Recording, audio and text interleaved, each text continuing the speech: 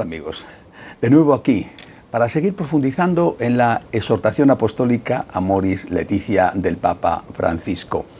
Hemos visto ya, este es el quinto programa, hemos visto ya 2 programas dedicados a presentar como una introducción la exhortación apostólica, es decir, hablar de qué es una exhortación apostólica, el grado de respeto, de acogida que le debemos a este acto de magisterio llamado ordinario, es decir, corriente de los papas. También hemos hablado de ese proceso difícil previo a la publicación de la exhortación, que fue el de la convocatoria de los 2 sínodos, cómo se desarrolló, cómo los medios de comunicación se polarizaron en un asunto, en el tema de la comunión de los divorciados vueltos a casar, o de las parejas convivientes, o de las parejas homosexuales. Y después hemos dedicado ya los 2 últimos programas a ver 2 de los 9 capítulos de la Amoris Laetitia. Hemos visto la base bíblica, que es el primer programa, porque por encima de todo, vuelvo a repetirlo, algunos no lo saben, hay que recordárselo, por encima de todo están las enseñanzas de Jesús. Para nosotros, los católicos, Cristo es lo más importante. Porque Cristo es Dios, Cristo es hombre verdadero.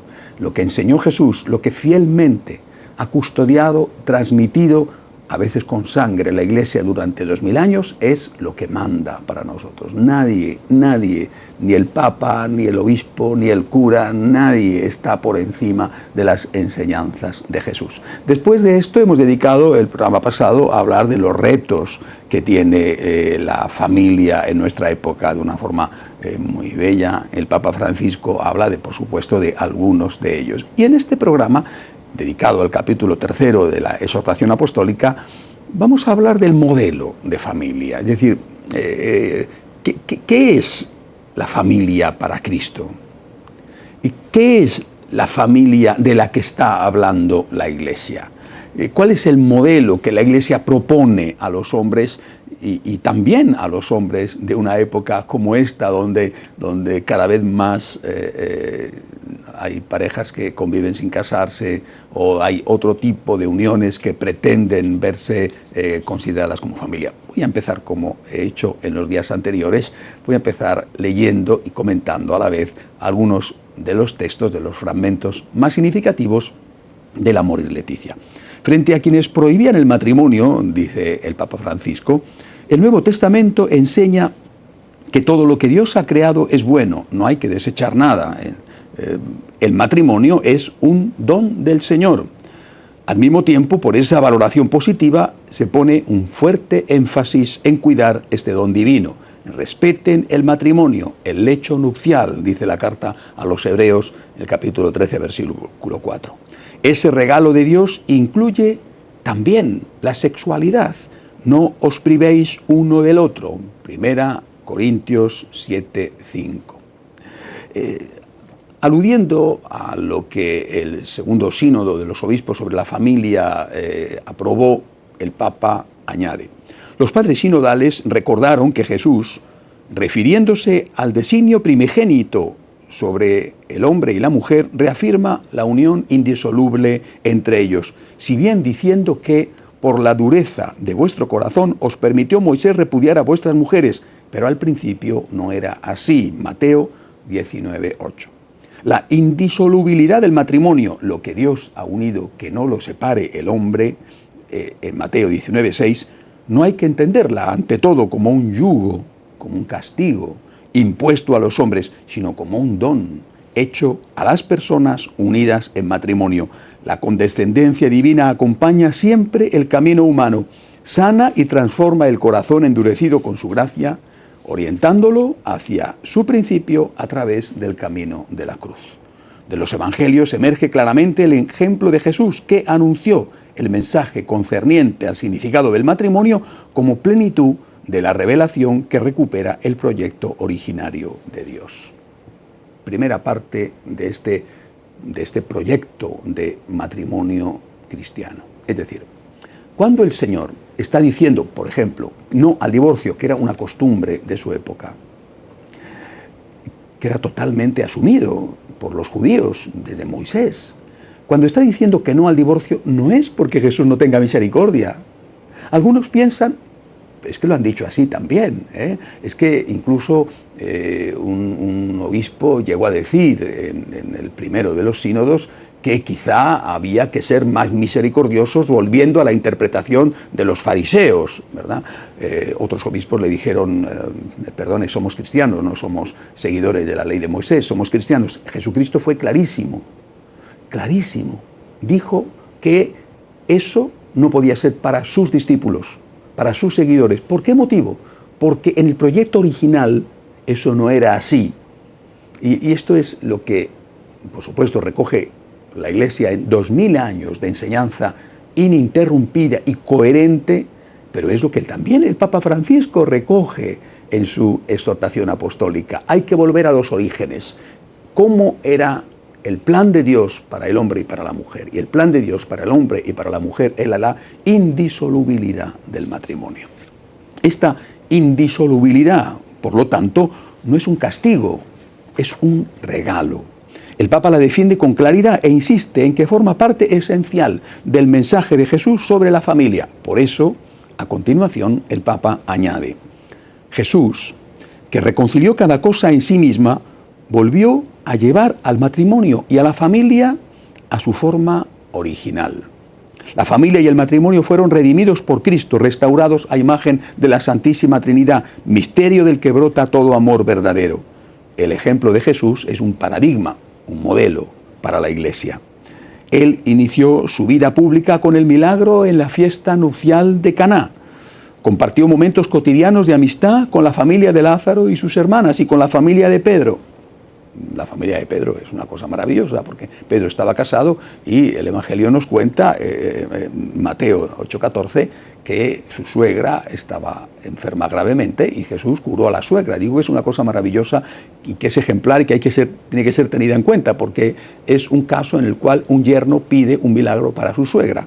Eso es clarísimo porque San Pedro, el yerno, era muy bueno y sin duda también la suegra era muy buena. Y el Señor hace el milagro. No sé si habrá habido otros casos así, pero el Señor hace un milagro a una suegra porque se lo pide el yerno. Es una aplicación concreta del cuidado, de la atención que el Señor tenía para la familia. Sigue diciendo el Papa, mostrando así el verdadero sentido de la misericordia, la cual implica el restablecimiento de la alianza.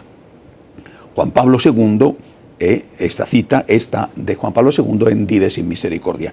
Esto aparece claramente en los encuentros con la mujer samaritana, con la adúltera, en los que la percepción del pecado se despierta de frente al amor gratuito de Jesús.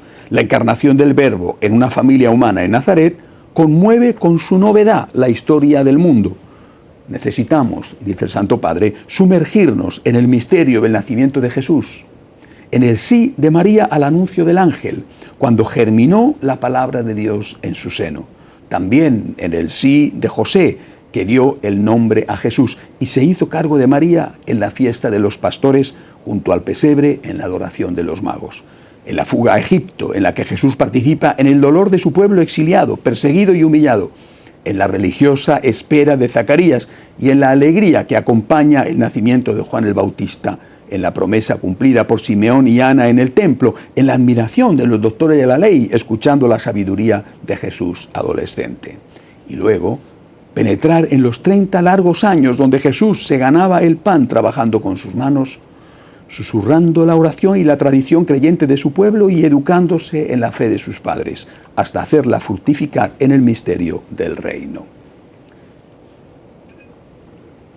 Me gusta especialmente que el Papa, cuando recoge toda esta relación de Jesús con la familia que sufre, cuando ha perdido un hijo, la mamá, por ejemplo, la viuda de Naín, o hay un miembro de la familia, la suegra de Pedro, que está enferma, con la familia que pasa momentos de gran preocupación, la huida a Egipto, o con la familia que se alegra, las bodas de Caná, hay un aspecto que me encanta especialmente, que es cuando habla de la Virgen María. El Papa es un gran enamorado de la Virgen María.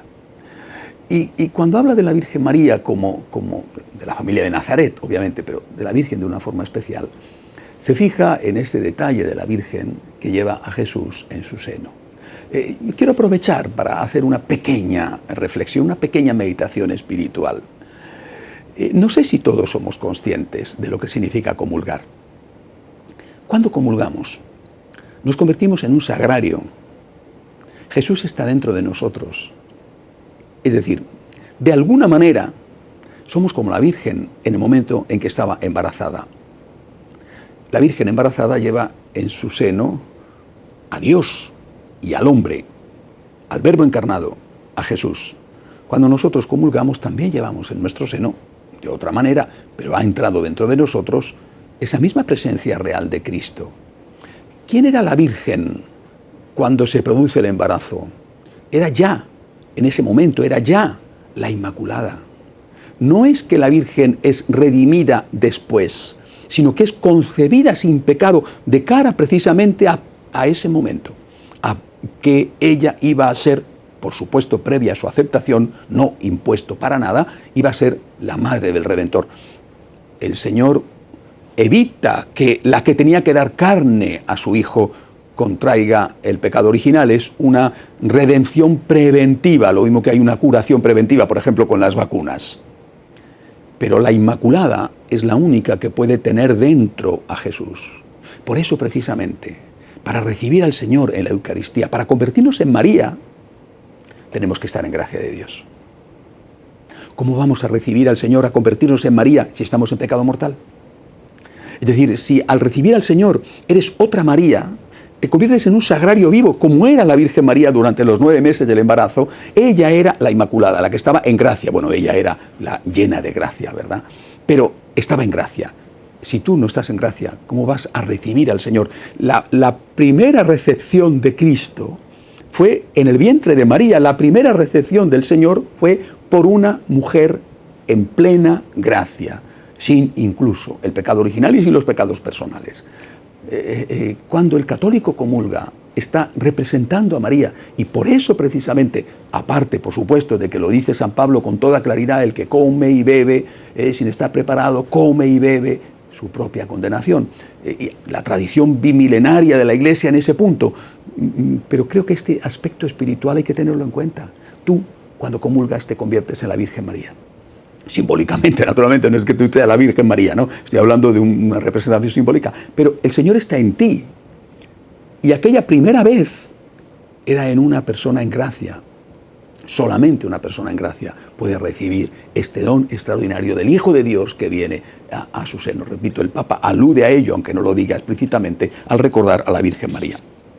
Después de esto, el Papa se fija en algunos documentos de la Iglesia sobre la familia, documentos que actualizan con fidelidad la palabra de Dios. Ya ha hablado de Jesús y ahora va a fijarse en las enseñanzas del magisterio, porque no quiere otra cosa el Papa. Es que no podría querer otra cosa, es que el Papa no está para innovar con doctrinas nuevas, sino para ser el primer y el más importante custodio, guardián de esa tradición que de forma ininterrumpida la Iglesia ha mantenido durante 2000 años.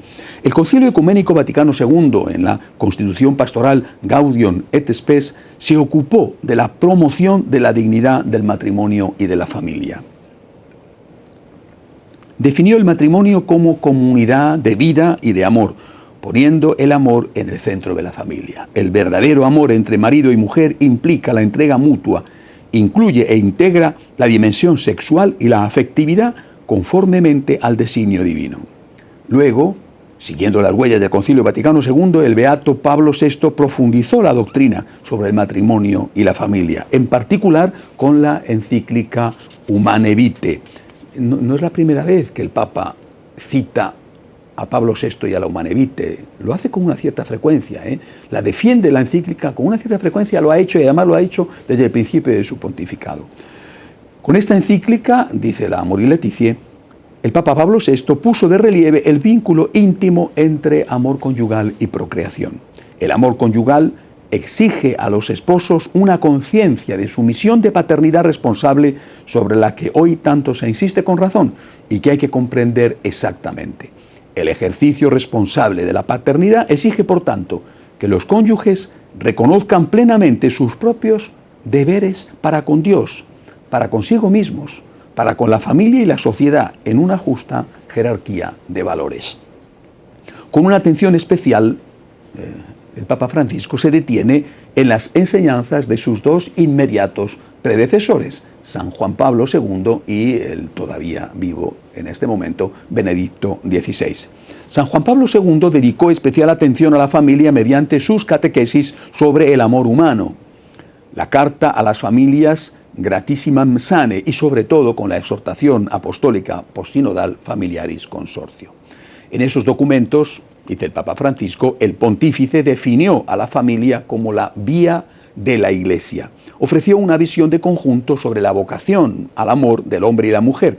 Propuso las líneas fundamentales para la pastoral de la familia y para la presencia de la familia en la sociedad. En particular, tratando de la caridad conyugal, Familiaris Consortio número 13, describió el modo como los cónyuges en su mutuo amor reciben el don del Espíritu de Cristo y viven su llamada a la santidad. Bien, creo que hay que aclarar aquí una cosa. El Papa está citando a la Familiaris Consortio. Vamos a ver, es verdad, algunos han dicho que las citas a las Familiaris Consortio son parciales y que incluso, citando una frase parcial, puede obtenerse el resultado contrario que pretendía el que escribió, en este caso, la exhortación apostólica, es decir, San Juan Pablo II. No voy a entrar en estas críticas a la exhortación del Papa Francisco, pero quiero decir una cosa: si tú citas la Familiaris Consortio es porque la estás dando valor, la estás dando vigencia, estás diciendo que lo que dice ahí, todo lo que dice ahí, también lo referente a la comunión de los divorciados vueltos a casar. Todo lo que dice ahí tiene valor. Es decir, tú no vas a citar la obra de un predecesor, aunque cites una parte y otra parte no, aunque eso pueda ser interpretado de una forma ambigua. Tú no vas a citar la obra de tu predecesor si no la consideras importante. El Papa Francisco considera de total actualidad la Familiaris Consortio de San Juan Pablo II. Y tú no puedes decir, entonces, ¿para qué hace otra cosa? Bueno, pues hace otra cosa no para ir en contra, sino para ampliar, para desarrollar algún punto que con el paso del tiempo es necesario desarrollar. Es decir, aunque en la Familiaris Consortio, no cabe duda, estaba ya presente el problema de los divorciados vueltos a casar, o de las parejas de convivientes, o de las parejas de homosexuales, en ese momento no había la situación, por ejemplo, de presión que hay hoy con la ideología de género. Es necesario, por lo tanto, actualizar el mensaje. Actualizar, no contradecir.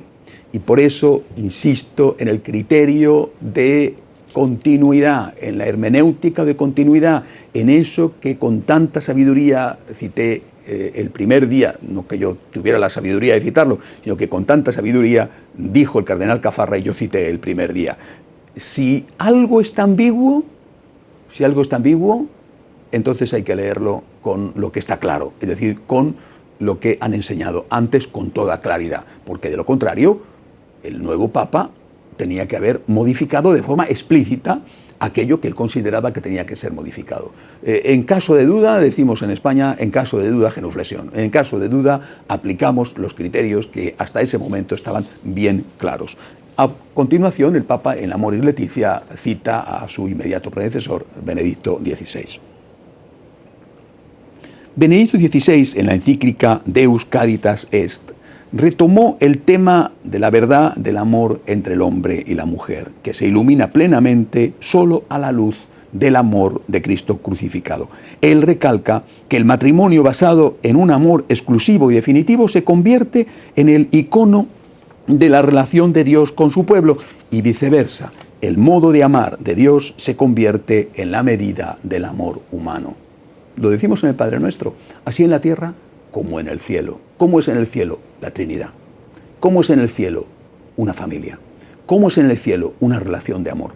Bueno, pues así en la tierra como en el cielo. Es decir, el modelo de Dios es el que nosotros tenemos que intentar aplicar en la tierra, y quienes los primeros que lo aplicaron fue precisamente la Sagrada Familia. Ellos que tienen un elemento humano, los tres son seres humanos y que tienen un elemento divino, el Hijo es también Dios verdadero, ellos fueron los primeros en aplicar ese modelo de Dios aquí a la tierra.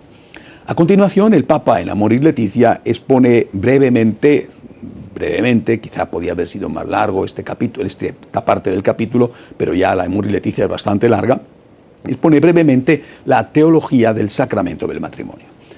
El sacramento del matrimonio, dice el Papa, no es una convención social. Primera cosa. No estamos ante un acto, como muchas veces se hace, de cara a la galería o de cara a las fotos o de cara a la fiesta o simplemente de cara a un reconocimiento jurídico de una relación sentimental. El sacramento del matrimonio no es una convención social, un rito vacío o el mero signo externo de un compromiso. El sacramento es un don, es un regalo de Dios, es gracia de Dios, es don y don específico dirigido a una cosa. Esos son los sacramentos, gracia de Dios con un objetivo concreto. Es que no es lo mismo el objetivo que se persigue, que se busca, que se obtiene con el sacramento del bautismo que con el sacramento del matrimonio, con el sacramento del orden que con el sacramento de la confesión. Todo es gracia, pero va dirigida a una cosa concreta. Si tú estás enfermo, tomas el sacramento de la unción de los enfermos, que es distinto del sacramento que tomas cuando tú estás, por ejemplo, pidiendo que te perdonen tus pecados. El sacramento es un don para la salvación y la santificación de los esposos. El matrimonio es una vocación, en cuanto que es una respuesta al llamado específico a vivir el amor conyugal como signo imperfecto del amor entre Cristo y la Iglesia. Por tanto, la decisión de casarse y de crear una familia debe ser fruto de un discernimiento vocacional. En la acogida mutua y con la gracia de Cristo, los novios se prometen entrega total, fidelidad y apertura a la vida, y además reconocen como elementos constitutivos del matrimonio los dones que Dios les ofrece, tomando en serio su mutuo compromiso en su nombre y frente a la Iglesia. Ahora bien, la fe permite asumir los bienes del matrimonio como compromisos que se pueden sostener mejor mediante la ayuda de la gracia del sacramento. Pero el Papa sabe, lo sabe porque lo sabemos todos, que no siempre se consigue. Y por eso, en este capítulo también se fija en lo que él llama las situaciones imperfectas. Fuera del verdadero matrimonio natural también hay elementos positivos en las formas matrimoniales de otras tradiciones religiosas, aunque tampoco faltan las sombras. Podemos decir que toda persona que quiere traer a este mundo una familia que enseñe a los niños a alegrarse por cada acción que tenga como propósito vencer el mal, una familia que muestra que el Espíritu está vivo y actuante, encontrará gratitud y estima, no importando el pueblo o la religión o la región a la que pertenezcan. La mirada de Cristo, cuya luz alumbra a todo hombre, inspira el cuidado pastoral de la Iglesia hacia los fieles que simplemente conviven, quienes han contraído matrimonio solo civil o los divorciados vueltos a casar. Es decir, no nos acercamos a ellos o no les vemos como reprobables de forma absoluta. Les vemos, y yo creo que es la novedad principal de este documento, les vemos como alguien a quien amar, alguien que está sufriendo. Incluso a lo mejor si no son conscientes, en el caso del divorcio, siempre ha habido un sufrimiento, siempre. Pero incluso aunque lo que están haciendo no sean conscientes de que está mal hecho, nosotros les vemos como alguien a quien amar. Esto es lo que el Papa quiere enseñarnos. Acerquémonos a esas personas, lo dice reiteradamente cuando pone el ejemplo del hospital de campo, acerquémonos con misericordia. ¿Eso significa que tenemos que darle la comunión? Usted no, yo tengo que dar a cada uno lo que esa persona puede y debe recibir, pero sí que tengo que darle a todos el amor y la misericordia de Cristo. Después el Papa afronta la cuestión de la transmisión de la vida, la educación de los hijos, y es radical la oposición del Papa al aborto y a la eutanasia. El matrimonio es, en primer lugar, una íntima comunidad conyugal de vida y amor que constituye un bien para los mismos esposos, y la sexualidad está ordenada al amor conyugal del hombre y la mujer. No obstante, esta unión está ordenada a la generación por su propio carácter natural. Desde el comienzo, el amor rechaza todo impulso de cerrarse en sí mismo y se abre a una fecundidad que lo proponga más allá de su propia existencia. Entonces, ningún acto genital de los esposos puede negar este significado. Es la doctrina más clásica de la Iglesia, la que recoge Pablo VI en la Humanae Vitae, aunque por diversas razones no siempre pueda de hecho engendrar una nueva vida, por ejemplo la esterilidad de uno o de los dos. Los padres sinodales han mencionado que no es difícil constatar que se está difundiendo una mentalidad que reduce la generación de la vida a una variable de los proyectos individuales de los cónyuges. Es preciso redescubrir el mensaje de la encíclica Humanae Vitae de Pablo VI, que hace hincapié en la necesidad de respetar la dignidad de la persona en la valoración moral de los métodos de regulación de natalidad. La opción de la adopción y de la acogida expresa es una fecundidad particular de la experiencia conyugal. Con particular gratitud, la Iglesia sostiene a las familias que acogen, educan y rodean con su afecto a los hijos diversamente hábiles. En este contexto no puedo dejar de decir que si la familia que es el santuario de la vida, el lugar donde la vida es engendrada y cuidada, constituye una contradicción lacerante que se convierta en el lugar donde la vida es negada y destrozada.